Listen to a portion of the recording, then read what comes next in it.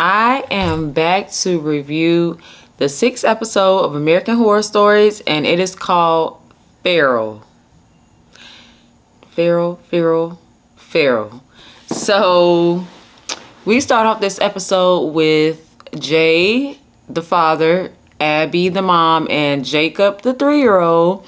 They are in a car going to a campground, and they are going to camp out there for I don't know how long, a couple of nights. So they're driving and they're kind of just talking back and forth.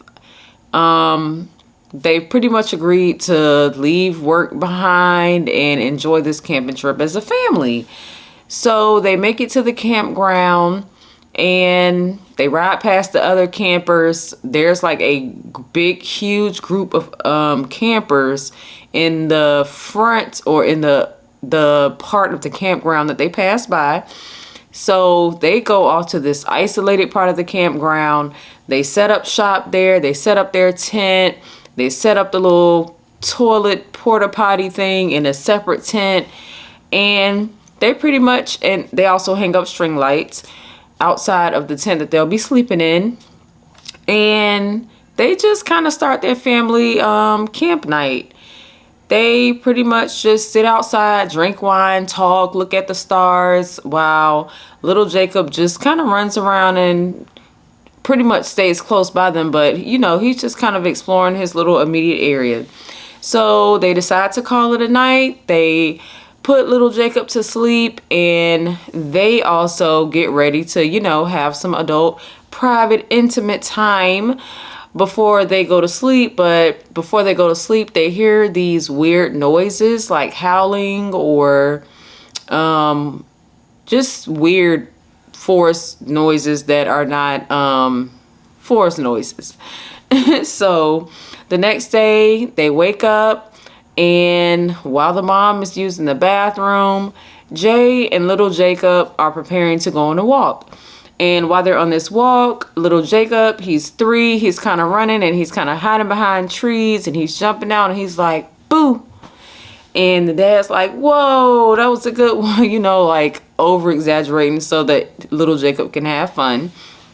And he does that twice. He runs, hides behind a tree, and then his dad pretends like he doesn't know where he is. And he jumps out and he's like, boo. And the dad's like, whoa, that was a good one, that kind of thing. So he does that again, and Jacob runs off behind, like kind of a little further off, and he goes to hide, and his dad's kind of looking around, but as he's catching up to little baby Jacob, he cannot find him. He's calling him, he's calling out to him. Jacob's not answering. He does not see him anymore, and he begins to panic. When the mom comes out of her tent or the porta potty tent, she sees blood on the ground. She sees a dead deer that looks like it's been cut open hanging from a tree. And she goes to find Jay, and she finds him frantic in the woods because he cannot find little Jacob. So the mom, she gets frantic. She's running around. She's looking for her son. Jacob ends up being lost in the woods for 10 years. So in the next scene, 10 years later, this random guy, Birch, comes, knocks on the door, and lets Jay know, like, hey, I found this compass that you gave your son. I have these cameras set up around the woods that take pictures for me, and we think we've spotted your son still out living in the woods. So I can help you find him. I have this picture of what I think is your son. I just need you to look at it, cover my expenses, and we can go out there and look for him.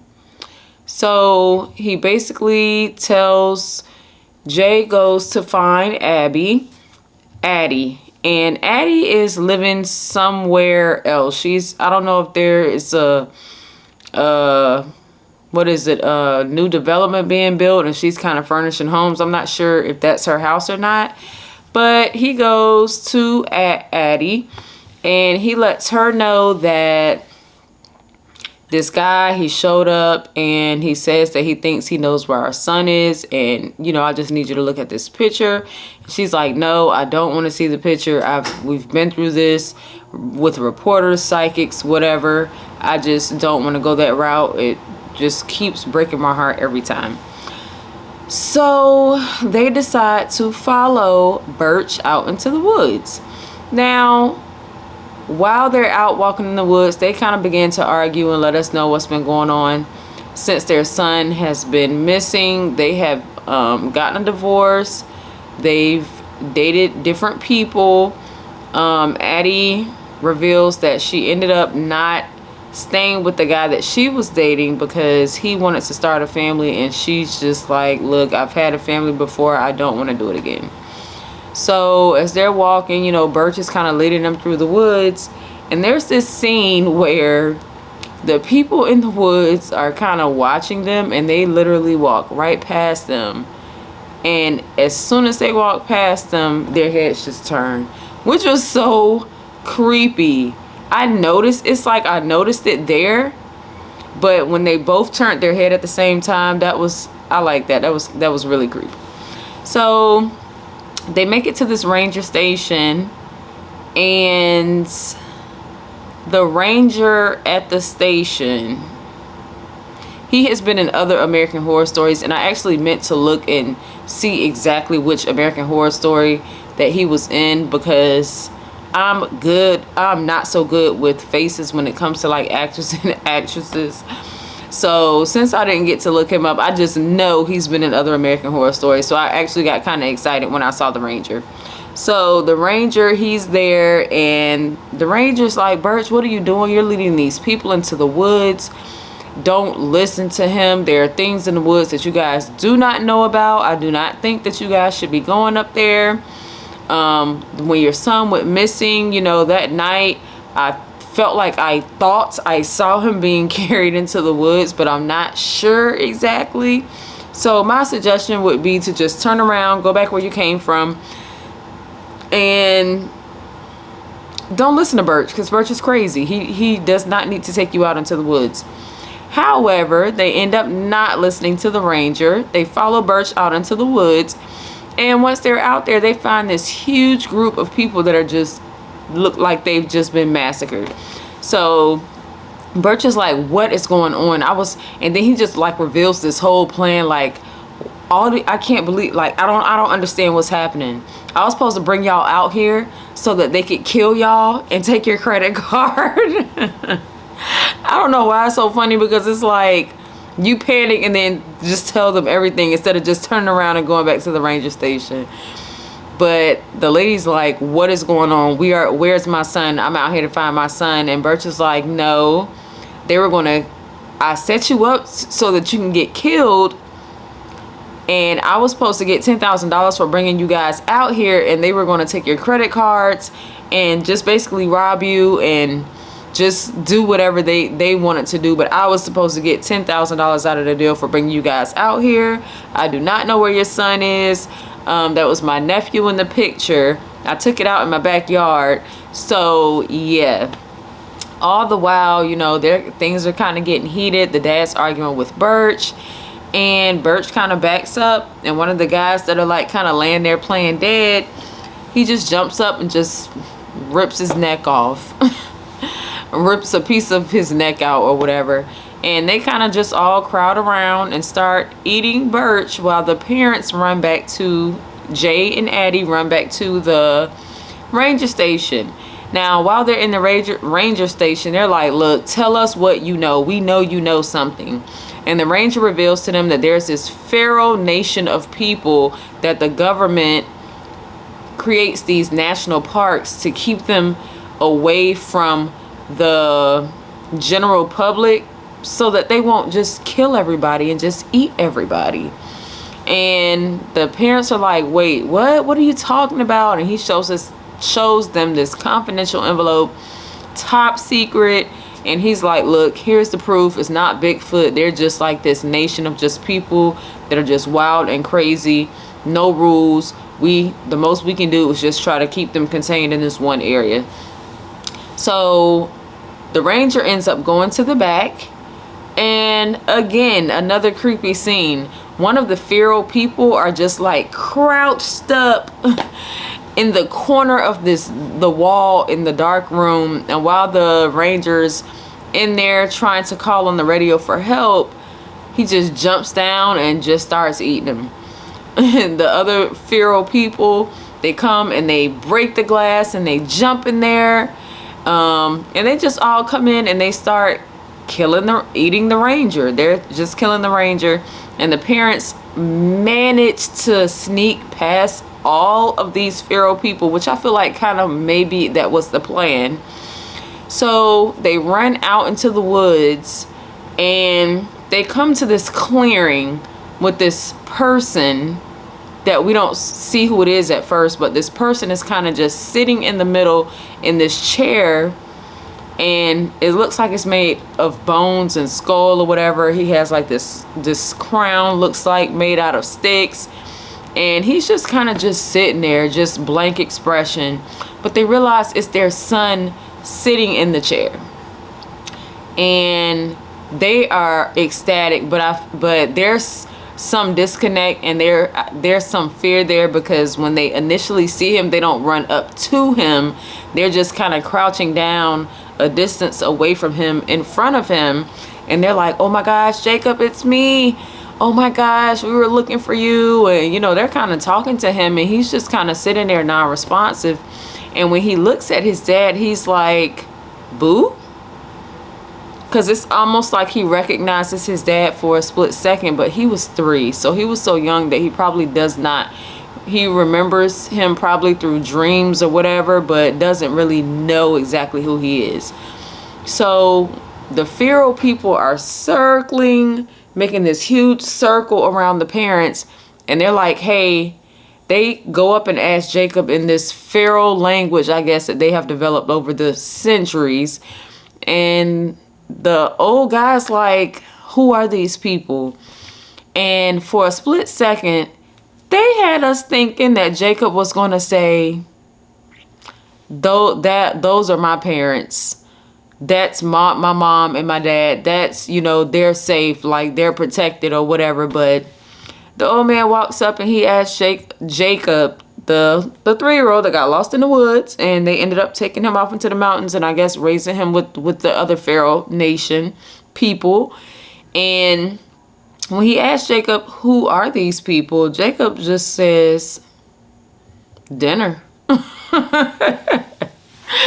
Which is just so weird. So that is how the episode ended. I kind of like this episode.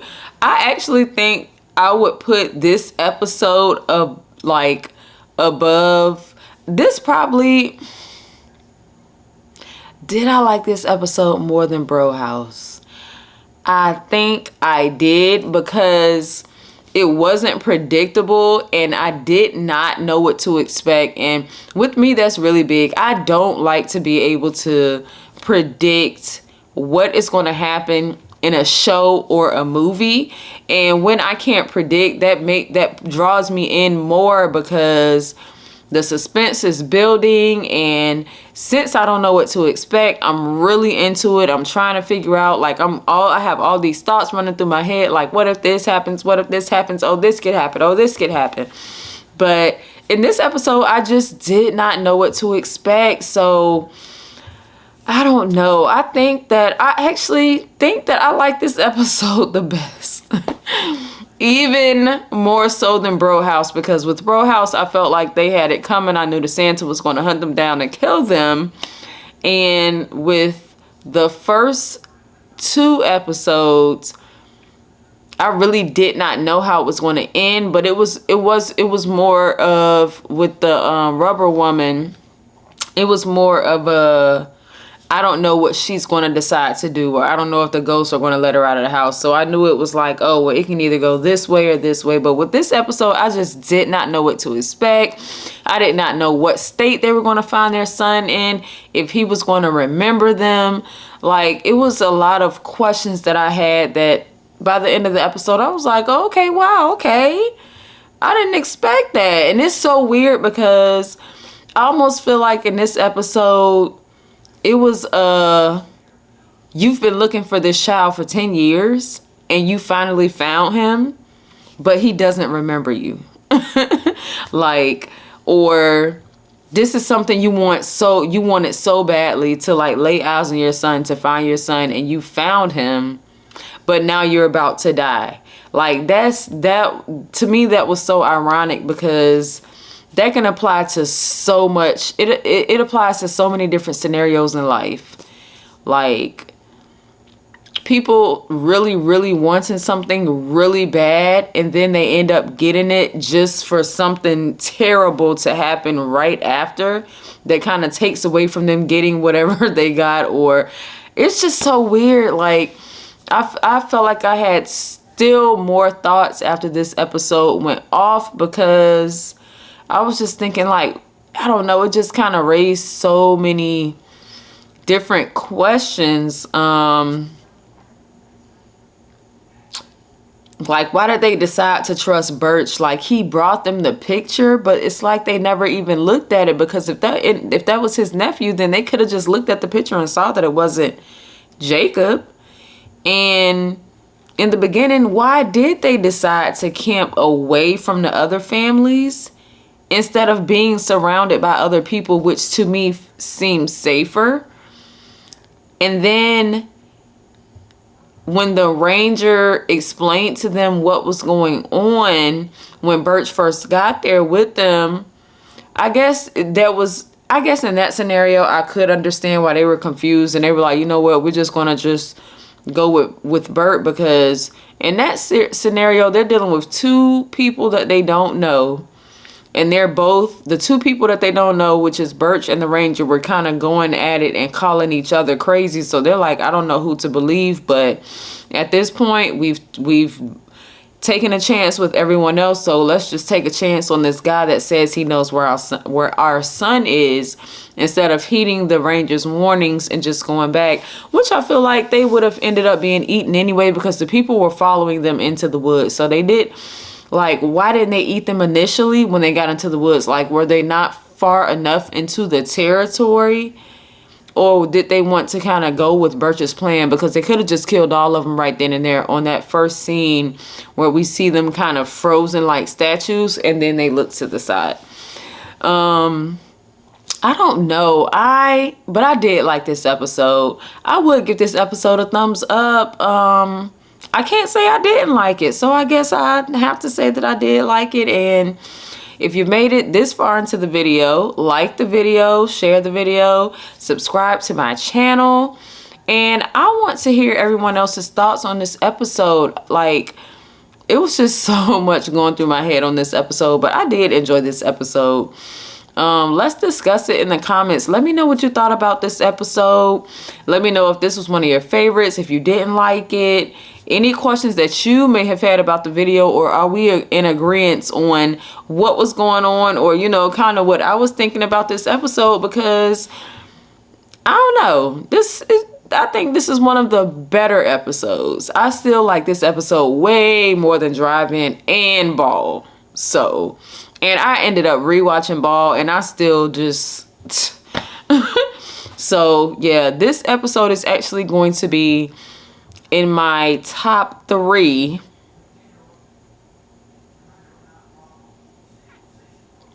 Farrell, Bro House, Rubber Woman, Ball, and then Drive-In. So far. We still have episode 7, the last episode in this series before season 10 of American Horror Stories begins, double feature, and I'm really looking forward to that, and I definitely will be reviewing that show. Also, anybody who, I don't know if I should mix this in, but I am also thinking about reviewing Love is Blind, because I did watch the first season, and I kind of want to review the second season, because I just realized that they do have new episodes to the second season, and it's been 2 years after the initial season premiered, and I think I am going to review Love is Blind. So You guys will be seeing those reviews popping up at some point in time. I believe there's only 3 new episodes that are out on Netflix. I don't know how long the second season is going to be. So yeah, I think I'll be doing those also. And let me know what your thoughts are on that. Does anyone else watch Love is Blind? I feel like a good amount of people maybe do watch Love is Blind. So I'm just going to review it and just see what happens. All right. So good night. And I will see y'all tomorrow when I review Love After Lockup. But this episode was good. Good night, y'all. See you next time.